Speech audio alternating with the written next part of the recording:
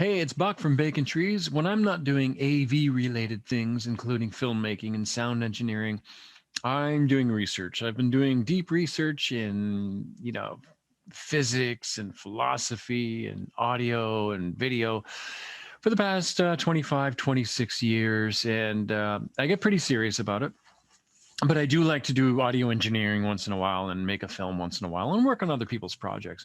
But when I'm not doing that, I do a lot of fact checking, because when I was writing articles for Mix Magazine and On Stage Magazine, when you submit an article, you gotta be really tight with your facts and really accurate. So you got to verify everything. So I kind of had that mindset from when I first started to write articles for magazines. It was always about get your facts straight, get your facts straight. So I kind of had this knack for facts, if you want. I don't like to listen to hearsay, what people just say, randomly at a party, and they come across as a fact. I've never liked that. I always like to get down to the bottom of things. Well, I find this lab leak theory that people have been talking about lately very fascinating, because 1 year ago, I'll show it to you. It's right here in my book. This is a book, October 2016, and then I actually started it again in November 2019, and then continued through 2020. And I've got another one. It continues into 2020, and I've got another one, 2021. Anyway, so let's go back here, and I'll show you when I talked about the big reset on March 22nd. I didn't know anything about the Great Reset. I did a video on that, but so I'm not going to go there. Before I bought the book and everything. March 19th, 2020, the big idea, and I called it the big experiment. I wasn't sure what I was calling it, but it's right there. And my messy handwriting says, first step, engineer a virus. Then do preparedness tests on it. Then unleash it. Then gather statistics on what happens. Make a global control plan, lose cash, and a whole bunch of other points. But the point is, I thought, as early as March 19th, I thought, based on what's going around me, based on what's happening around me, I think there's an engineered virus. That was my gut feeling. I'm not a virologist. I'm an audio visual guy, but I got a head for science. I've done that for quite a while. So no, I don't have any, full disclosure, I don't have any degrees or anything. I've got lots of, things on my wall and accolades of accomplishments, but yeah, no degrees, no PhD, whatever. So I'm just a guy. My point is, if I'm just a guy, normal guy, and I can sense that something might have been engineered based on the information that was around me, and then you compare that to the mainstream media and people downplaying it, going, "You're ridiculous, guy, get out of here." And I lost a few Facebook friends, whatever. I'm sorry, I'm digging, and I'm going to dig until I'm satisfied. Well, since the lab leak theory came out, I got to share something with you. Videos that came out last year. First of all, there is a video that's circulated. I got it right here. You can see it's from the News Junkies archives about, with Dr. Fauci talking. And I've got it queued up right here. And I want you to listen to the words he says in 2012. Check this out. And thank you, News Junkies Archives, for bringing this to light. Other people have, but I just happened to click onto your video. Okay, listen to this.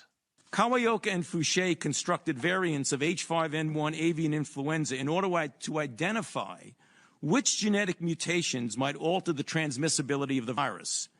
In their studies, they employed a standard influenza animal model, namely the ferret. This slide shows the basic design of the experiments, in which the virus was modified to allow for aerosol transmission from one ferret to another. So he goes on, and he talks. You gotta watch the whole thing. I don't want to just cherry pick things here. I kind of did, but that's just a statement which I found interesting in this discussion. But I want to show you another video that I watched starting. Let's see. This was May 4th, 2020, and there was another one, May 3rd. So I'm going to start with the May 3rd, 2020, and go in chronological order here. And I want you to listen to what Dr. Kleos says about the ACE2 surface protein. Now, back to our SARS-CoV-2 receptor. At first, it may seem sort of random that SARS-CoV-2 targets this particular pressure modulating surface protein in the body, but it's actually brilliant by design. Okay, so watch the whole video. You can see this link right here. I'll post the links to these things so you can decide for yourself. But then we have Dr. Chris, what was his, Martenson, Dr. Chris Martenson on this video. And I want you to listen to what he says about the furin cleavage site, the polybasic furin cleavage site. And I have personally watched and listened to this video. I downloaded it as a podcast. I've listened to it many times in my car, and I've watched the video quite a few times as well, because I want to wrap my head around it as much as possible. Check this out. They did put out here, though, they showed us here SARS-CoV-2 compared to the rat TG13, and they even noted that there's this big gap here where you have this PRRA sequence that somehow magically got inserted into SARS-CoV-2. Not a mutation, right? They even pull up, hey, pangolin, right? It's missing that sequence. Rat TG13 is missing this sequence here, right? Human SARS itself, classic SARS, missing this sequence here. Bat SARS-CoV related, missing this sequence here. So this is a really important finding. And because of this is a really important finding, mutations happen all the time, but when you have an insert, when you have a whole insert, that's kind of the thing that humans would do. They would put a whole insert in there, and you have to explain where that insert came from, because whole inserts are not part of the mutation pathway. That's a whole different process of how things get inserted, all right? So he goes on to talk about, like, this whole presentation is, 45 minutes long. Fascinating. It's fascinating. But you got to watch it. Now, I wanted to show you something in this video right here called Biodigital, published June 24, 2020, how the bio revolution is transforming economies, societies, and our lives. Okay, this leads to very, very interesting things. Now, listen to the words this guy says. It's around 7:30 something. Listen to what he says about the virus. So briefly comment on COVID. So this work started way before. Nobody of us would have imagined a world we are living in today. However, we do believe the pandemic actually increases the urgency to discuss this matter, because on the one hand, it shows the opportunity. And we are showing the data, the acceleration of getting to the sequence of the virus as one example. So biology provides the tools to actually rescue us from this. However, it shows also the risk, and suddenly biology is in much more in the public attention, let's say. And it shows definitely the risk. Now, this virus is man-made, but I mean, I think we also need to discuss how to handle these technologies in a mindful way. What did he just say? Now, this virus is man-made. Let me go back a little bit and play it again. So 7:28. Listen. More in the public attention, let's say. And it shows definitely the risk. Now, this virus is man-made, but... Whew. Okay, who are these people? This virus is man-made, he said. McKinsey and Company, published June 24, 2020, with only 1,664 views. Hey, this is still on YouTube.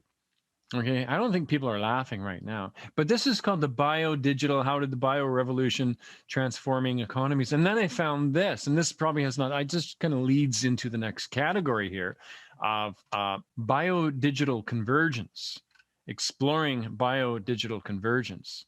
Look at this picture. Look at that. What is that? Anyway. Exploring biodigital convergence on horizons.gc.ca. That's a separate topic. That's really not the point right now, but it's so funny that I got that quote from Biodigital. And then if you look at the Canadian website, Biodigital Convergence, or horizons.gc.ca, you should read it. I'm not going to go there right now. I just wanted to make the video on why I thought early in 2020 this thing might have been engineered. I don't know. I lived through the whole SARS, MERS, H1N1 thing. And with the H1N1 thing, I had a lot of questions because things didn't make sense. And by the way, I'm coming out with a book. I've been working on this for quite some time, like 12 years now. And it's based on a blog I had about challenging information, because that's one of the topics or one of the assignments I gave students for the past 20 years. I didn't do it in 2020, but up to 2019. So 19 years, I gave this assignment out, which is challenge information. Whatever you hear in a magazine related to audio or video, right? Keep it in the arts. I want you to challenge it. Is it true or not? And I asked them to do a challenge of fact on the real world. So that's where I'm coming from, is simply just challenging facts. That's all I wanted to say with this video, is that's what I thought in March 2020. That's what I thought was going on after we locked down. We were in the first lockdown, and we had a week off of work, and I went, okay, I'm gonna dig. I'm gonna spend some time digging. And now I'm not so crazy, and I hope that people that laughed at me and said I had a tinfoil hat on at the time are now allowing me to take that tinfoil hat off. I'll take my tinfoil beer can off my head. Thank you very much. Just wanted to put that out there. Hey, could be wrong. The story is still evolving. Let's just see what happens. Cheers. Make a tree.